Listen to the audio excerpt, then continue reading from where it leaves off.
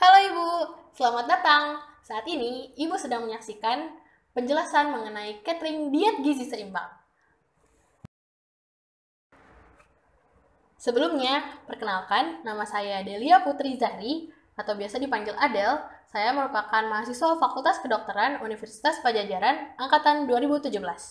Materi ini disampaikan sebagai salah satu realisasi rangkaian kegiatan KKN Pengabdian kepada Masyarakat yang dilaksanakan oleh Universitas Padjadjaran tahun 2020 dengan tema besar peningkatan nilai tambah daging kepada Organisasi Persaudaraan Muslimah atau PDSA 5 di daerah Sumedang Regional Tanjung Sari.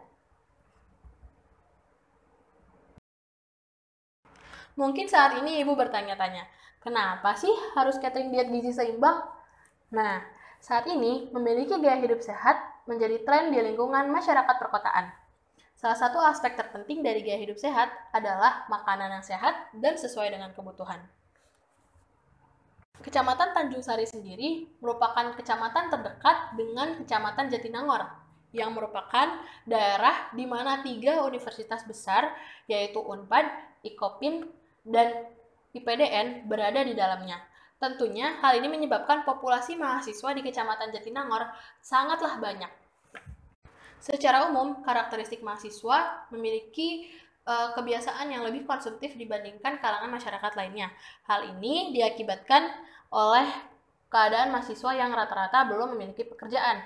Selain itu, aktivitas yang padat menyebabkan mahasiswa tidak bisa melakukan hal-hal keseharian yang merepotkan, seperti menyiapkan makanan, memasak, memilih bahan-bahan, atau apalagi menghitung kalori.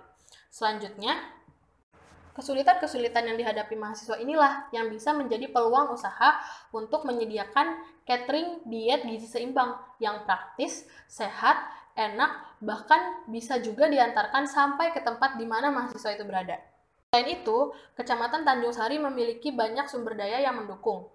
Mulai dari iklimnya yang sangat mendukung untuk aktivitas pertanian dan peternakan. Dari sisi peternakan itu sendiri, Kecamatan Tanjung Sari menjadi salah satu sumber mengapa Kabupaten Sumedang menjadi pemasok daging terbesar di Jawa Barat. Potensi daging inilah yang ingin saya jadikan nilai tambah pada catering diet gizi seimbang ini, karena biasanya catering diet tidak menggunakan daging sapi, karena beberapa kekurangan dari aspek lemaknya. Namun, dengan pemahaman mengenai nutrisi, sebenarnya penggunaan daging ini bisa lebih diakali untuk menambah nilai jual ini sekaligus menambah kesehatan atau menambah nutrisi dari catering diet gizi seimbang ini. Jadi, sekarang sudah yakin kan? Minimal jika tidak menjadi sebuah usaha, hal ini bisa membuat keadaan masakan rumah tangga dari materi-materi yang sudah disampaikan sebelum-sebelumnya pada kegiatan KKN olah daging bisa menjadi lebih advance akibat pemahaman nutrisi. Ibu-ibu sudah siap? Nah, untuk itu ada beberapa hal Bu yang perlu kita pelajari. Menurut saya ada 3 aspek yang penting untuk dipelajari, diantaranya aspek nutrisi, aspek kuliner, dan juga aspek ekonomi. Namun, karena saya berasal dari Fakultas Kedokteran, di sini saya akan menjelaskan aspek nutrisi dan juga menambahkan beberapa video berisi kumpulan resep ataupun cara pengolahan daging agar bisa menjadikan salah satu menu dalam catering diet gizi seimbang. Pertanyaannya, apakah ibu-ibu sudah siap?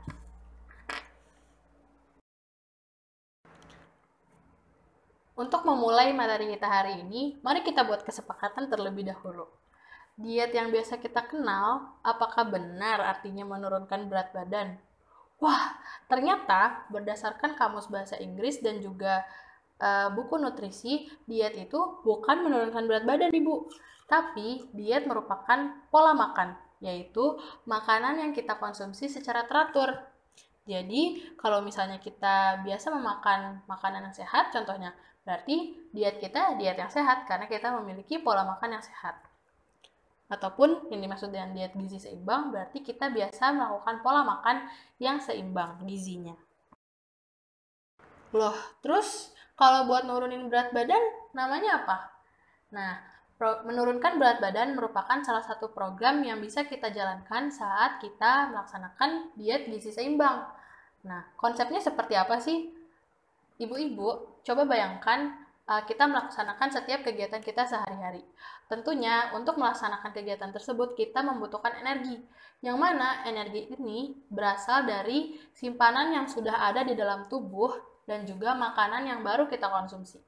Nah, berat badan ini akan senantiasa meningkat jika simpanan dalam tubuh ini meningkat. Kenapa sih simpanannya bisa meningkat? Karena makanan yang kita konsumsi ternyata melebihi kebutuhan yang kita butuhkan gitu. Ataupun aktivitas yang kita lakukan ternyata kurang untuk menghabiskan energi yang sudah kita masukkan ke dalam tubuh kita. Karena energi yang kita masukkan ini akan digunakan untuk memenuhi kebutuhan dasar tubuh, mengolah makanan, dan melaksanakan aktivitas. Berarti, konsep menurunkan berat badan adalah menurunkan simpanan energi yang ada dalam tubuh. Caranya dengan memodifikasi, mengurangi makanan baru, dan juga menambah aktivitas. Nah, yang dimaksud dengan diet gizi seimbang adalah menjaga keseimbangan di antara 3 komponen ini. Simpanan yang ada dalam tubuh, makanan yang baru kita makan, dan aktivitas. Nah, ini dia kunci utama dari semua materi yang akan dipelajari di video edukasi ini. Prinsip gizi seimbang. Gizi seimbang itu yang seperti apa? Yaitu yang sesuai dengan kebutuhan, sehingga cukup untuk menjaga kesehatan dan menjalankan aktivitas dari sisi jumlah dan jenisnya.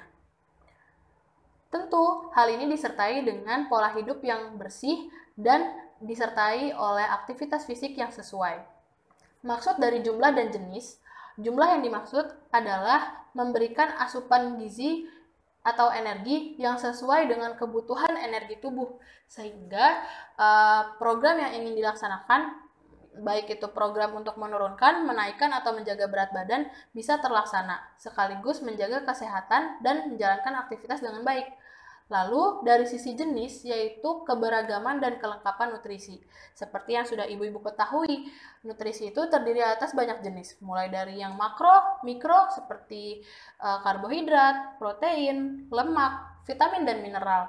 Nah, setiap jenis tersebut memiliki porsi yang berbeda-beda pada setiap makanan.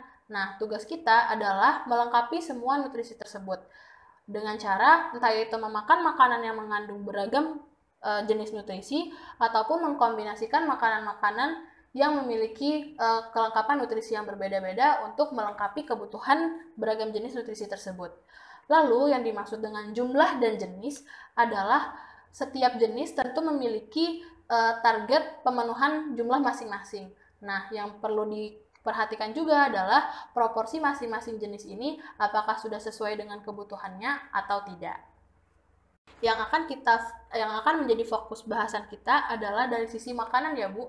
Walaupun dari prinsip gizi seimbang ini ada 3 aspek yang cukup diperhatikan, yaitu dari sisi makanan, pola hidup bersih, dan aktivitas fisik.